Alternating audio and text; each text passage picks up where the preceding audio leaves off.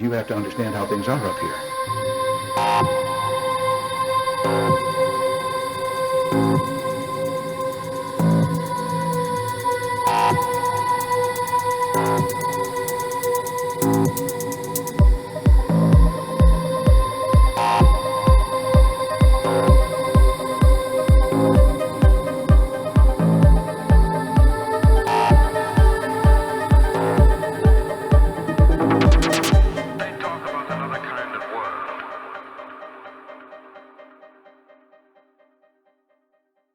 Hey guys, it's your ghost John, and welcome to What Is It? One of our 2 mini episodes that come out every week. Please also consider tuning into our hour-long episodes every Wednesday. And don't forget to Google the 21CD podcast and follow us everywhere, and to check out 21cdstudios.com for updates and links to our other places. Now let's get into it. H.P. Lovecraft, or Howard Phillips Lovecraft, was an American writer born on August 20th in 1890 in Providence, Rhode Island, where he also died on March 15th in 1937. He's best known for his contributions to the genre of weird fiction, particularly in the realm of cosmic horror, which focuses on the insignificance of humanity in the vast, indifferent universe. Lovecraft had a very challenging upbringing, as you might imagine. His father was committed to a psychiatric hospital when Lovecraft was just 3 years old, and he died 5 years later. Lovecraft was raised by his mother and his maternal grandfather in a family home. His grandfather's extensive library influenced Lovecraft greatly. He began to read and write at a very early age. And Lovecraft's childhood was marked by illness, unfortunately, which caused him to miss large portions of school, which led to an isolated and sheltered life in turn. But despite this, he had tremendous intellectual capabilities, and he never completed formal education. In fact, he dropped out of high school before even earning a diploma. Lovecraft's early writings were largely imitative of the Gothic tradition, but he eventually developed this unique style that was very much his own, and it merged elements of horror and science fiction and fantasy.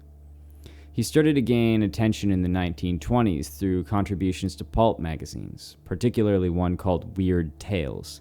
His stories often revolved around these ancient gods, forbidden knowledge, and the fragility of human sanity in the face of these cosmic truths. Lovecraft is perhaps most famous for creating the Cthulhu mythos. It's a shared universe populated by ancient, powerful beings that are often referred to as the Great Old Ones. The most famous of these is Cthulhu, who is a monstrous entity that lies dormant beneath the Pacific Ocean in the sunken city of R'lyeh. I don't know, I'm probably saying it wrong. But Lovecraft's stories in this mythos include the Call of Cthulhu, At the Mountains of Madness, and The Shadow over Innsmouth. The Cthulhu mythos introduced the concept of cosmic horror, where the real terror lies in the realization that humanity is absolutely insignificant in the grand scheme of this universe that just does not care about them. The beings in Lovecraft's stories are not necessarily malevolent in a traditional sense, but they are so beyond human comprehension that their mere existence can drive a person insane. Lovecraft's work is characterized by a few key themes pretty consistently, and obviously the fear of the unknown and the realization that humanity's insignificance is prevalent is one of the main things. Many of Lovecraft's stories also involve characters who seek out forbidden or lost knowledge, only to be destroyed later by what they discover. There's also descriptions of alien worlds and other dimensions and strange architecture that often include shapes and angles that defy earthly logic and physics. Lovecraft is relatively unknown during his lifetime, and that's probably largely due to these sort of topics that kept him from hanging out with people on a regular basis. He also struggled financially and ended up dying in poverty at the age of 46. However, after his death, his work did seem to gain some significant recognition, and he became highly influential in the horror genre. Even writers like Stephen King, Clive Barker, and Neil Gaiman, as well as a host of filmmakers and game designers, all sorts of artists, they've all cited Lovecraft as a major influence.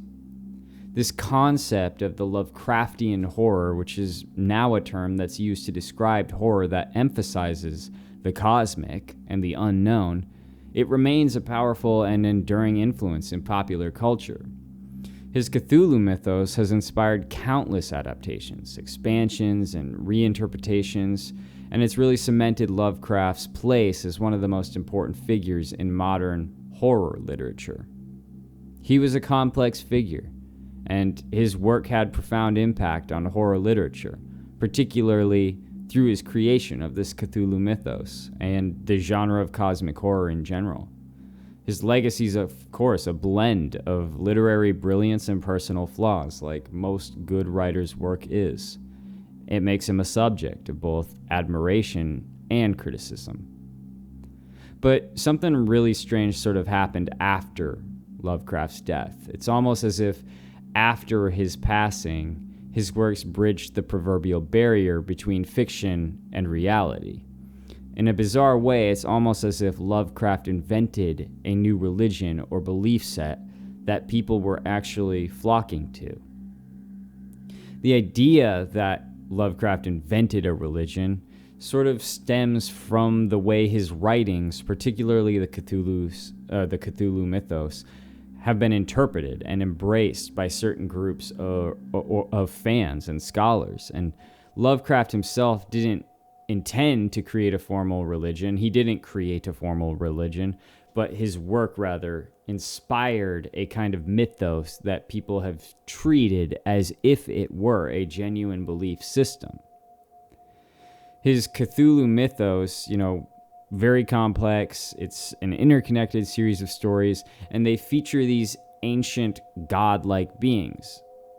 And those beings have been likened to gods in modern mythology. These beings, such as Cthulhu or Azathoth or any of these other ones, have characteristics that are similar to deities in traditional religions, and they resemble the Elohim or the Anunnaki even. They are immensely powerful, often inscrutable, and exist beyond human understanding. The mythos includes sacred texts as well, like the Necronomicon, which was a fictional grimoire, and it contains forbidden knowledge and rituals. These elements resemble religious scripture and arcane lore, giving the mythos a semblance of a belief system, albeit one centered on the existential horror of a universe that is indifferent to human concerns. In Lovecraft's stories, particularly in The Call of Cthulhu, he describes the existence of these cults that worship these ancient beings, particularly Cthulhu, and these cults engage in rituals and sacrifices to appease or summon these entities, believing that they will one day return to reclaim the earth. And the detailed description of these cults, their rites, and the almost religious fervor of their followers add to the idea that Lovecraft was sort of creating a framework for a new type of religion. And in real life, some fans have taken this concept further, forming groups or in online communities that mimic these fictional cults known as the Eldritch cults. And they're a recurring element in the works of H.P. Lovecraft and other writers of cosmic horror. They're typically secretive, fanatical groups that worship ancient, powerful, and often malevolent entities known as these Great Old Ones or the Outer Gods. And the term Eldritch itself means strange, eerie, or otherworldly, which perfectly describes the nature of these cults and their activities. According to the Lovecraft Wiki, the cults believe that their worship will one day result in the return of Cthulhu, and that when he awakens, they will be able to throw all notions of morality and compassion aside and transform the world into a landscape of violence and bloodshed. They claim to possess carven idols given to them by the Great Old Ones in times long forgotten, and that their high priests use these to keep the memories of their masters alive. August Reiter, who's an author on the matter, unofficially said that there's roughly 3 things that compose a cult in the Cthulhu mythos: a dark obsession and fealty to a powerful alien entity that is usually thought of as a god. They are evil. And insanity, because the worship of said entities usually involves bringing them to Earth through a dimensional gate. And when this happens, everybody dies. Classically speaking, the idea of black magic is to do what is known as a Faustian bargain, and this involves, of course, exchanging your soul for worldly wealth, power, fame, all the trappings of movies, whatever, pure fantasy. And if this was the case and such an easy shortcut was available, probably a lot more people would be doing it, right? But never mind that this always leads to disastrous consequences. Anyway, with all that being said, cults in the Cthulhu mythos stories could more accurately be called cabals, because they're more secretive, wishing to protect the members and raise power to bring the great Dark Lord to sort of destroy the earth when the stars are right for that to happen. And whereas real-life cults are much more public and actively seek to gain new members so that they can financially support the leader of the cult, so that he can sort of fuel whatever his desires are with his would-be initiates. In fact, most cults in history are not much more than these glorified sort of swinger clubs. And yes, there are a ton of cults that aren't focused on that, but it's usually the cult leader who's a little bit of a deviant, you gotta admit. Cults and cabals, sort of in this context, do share the insanity element, though. That is the common thread. And what many times counts for evil in the real world is insanity that leads to chaos, madness, and destruction, which could also be called evil. The point is, evil is more often encountered in fiction, whereas a person who commits heinous acts in our world is a sociopath, a psychopath, or a combination. So it's easy to sort of see the crossover between this cult and some other cults, though. You know, a lot of it is not real. A lot of this, I think that most people who consider themselves in eldritch cults probably realize that it's not completely real. I'm not sure what the benefit is to call a god to the planet that you're on to destroy it. And I've only met a few people who consider themselves parts of one of these eldritch cults. And they're typically your typical nerd. You know, there's nothing horrifying or scary about them. But in the way that Slender Man was created, because I believe that Slender Man is a sort of demon that was invented through all of our efforts thinking about him. We manifested this demon, the focus, and then the sacrifices that were being made to him and all that kind of stuff. I think we literally created a monster. In the same way, I think this could happen in this realm. H.P. Lovecraft has been able to basically bring the old gods to the forefront in a strange way, furthering humanity's worship of them. They just have a different mask on. So it's easy to sort of see the crossover between all that and the Brotherhood of the Snake, which we've been talking about in our hour-long episodes, or any number of Babylonian magic cults. It's almost as if it's the same idea, reappearing again and again in the form of entertainment, mirroring reality.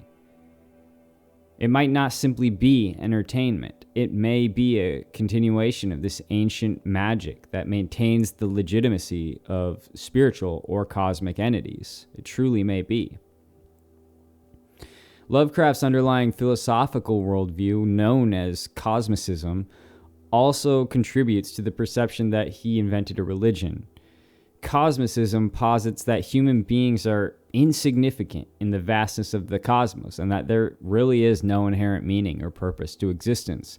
The ancient gods and beings of the mythos embody this philosophy, and they represent forces that are absolutely indifferent or even hostile because they're annoyed by humanity. For some reason, cosmicism resonates with a kind of nihilistic or existential type of person, belief system, where the gods are not benevolent or concerned with our affairs, but are instead embodiments of the universe's vast and uncaring nature in general. And this philosophy has led some to treat Lovecraft's works not just as fiction, but as a framework for understanding their own place in the universe, which renders it very philosophical in nature. And that's similar to how a religion might offer an explanation for existence. One of the most significant aspects of Lovecraft's influence is the Necronomicon. It's a fictional grimoire that Lovecraft invented as a recurring element in his stories, and you've probably heard of it before. The Necronomicon is described as an ancient and dangerous text, and it contains forbidden knowledge and rituals that can summon the old gods, these old ones, or drive readers of the book insane.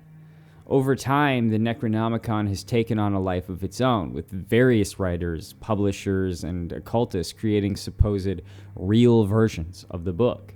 Some people, especially within certain occult communities, have treated these versions of the Necronomicon as genuine magical texts, further blurring the lines between fiction and belief. And this phenomenon adds to the perception that Lovecraft's work has spawned a real-world belief system or religion, or has at least contributed to the practicing of the occult. The cultural impact of Lovecraft's work has led to its integration into many subcultures, including occultism, esotericism, and even some branches of modern paganism.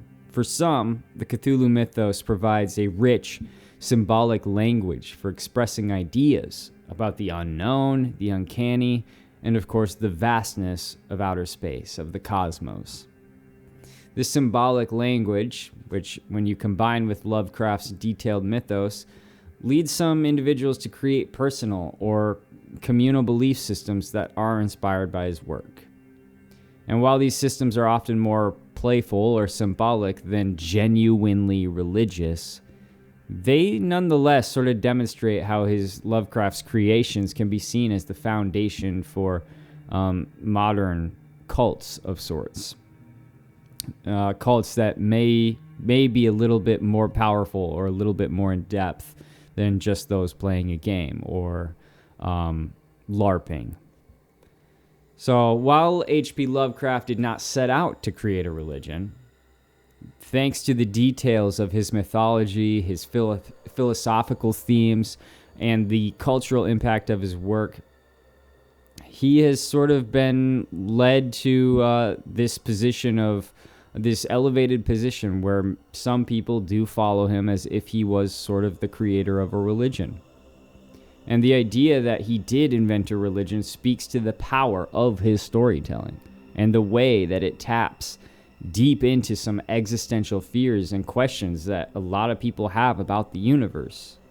For some, these mythos offer a way to explore these ideas in a manner that's akin to religious or spiritual exploration, but not everybody wants to be involved in the religious or spiritual exploration that is being provided nowadays. So a writer like Lovecraft comes along and provides an alternate route. It's going to be more interesting to the more sort of off the beaten path type of person. Now, it goes a little bit further, though. I don't know if you guys have heard about the show True Detective, particularly the first season with Woody Harrelson and Matthew McConaughey. But a number of you might be surprised to learn that that story is also thanks to H.P. Lovecraft. The influence of H.P. Lovecraft on the first season of True Detective is profound, and honestly, it's multifaceted, and it shapes this atmosphere. It get all these themes and even specific plot elements that are very closely related to H.P. Lovecraft's universe. The show blends elements of crime drama with the existential dread and the cosmic horror that are hallmarks of Lovecraft's work. And if you haven't seen it, I highly recommend you go look at it. As we've already discussed, one of Lovecraft's sort of central themes is the insignificance of humanity. And this idea is deeply reflected in True Detective through the character's frequent ruminations on the the meaninglessness of life and chaotic, and how uncaring the nature of the world is. And the show taps into a sort of deep sense of existential dread, especially among the main characters. And that's very akin to what happens in Lovecraft stories. The investigations that these two detectives are engrossed in, they involve a series of ritualistic murders, and it forces them to confront not just the horror of human evil, but also the possibility that this evil is part of something much bigger that they don't understand. And that also mirrors Lovecraft's portrayal of humanity's struggle to understand and survive in a universe that's filled with ancient malevolent forces like fallen angels and gods and Nephilim. So the specific story referenced in True Detective Season 1 is The King in Yellow. And the reference to The King in Yellow, which is a fictional play within a book by a man named Robert Chambers, is a significant element of the first season of True Detective. And though it's not written by Lovecraft, The King in Yellow was influential on his work, and it became part of the larger mythos that he inspired. The play is said to literally drive those who read it insane, similar to how the forbidden knowledge affects characters in Lovecraft stories. In the show, the murderer and his accomplices are obsessed with this play, The King in Yellow, and it drives them to madness. There's also a city called Carcosa that's mentioned in The King in Yellow, and it appears in True Detective as a symbol of ultimate madness and horror. And the idea of Carcosa as an otherworldly, cursed place echoes Lovecraft's use of ancient forbidden locations that hold dark secrets and malevolent powers. So there's a lot of correlations there and direct influence by H.P. Lovecraft and The King in Yellow, this play. But if you watch the show, you'll also get a pretty good picture of an eldritch cult, which is the group of people that is carrying out the murders in this show. You can see it sort of this portrayal of this shadowy cult performing ritualistic murders, doing magic, making bizarre symbols, and worshiping these ancient malevolent beings. And in True Detective, these rituals are connected to a very much large and hidden network of influential individuals, much like the cults in Lovecraft stories that worship entities like Cthulhu or Yog-Sothoth or whatever. So yeah, definitely if you guys haven't seen True Detective Season 1, go check it out, especially if you're interested in this type of thing. But what do you guys think? Is it possible that Lovecraft had some sort of supernatural force working with him to keep the old gods in some sort of limelight?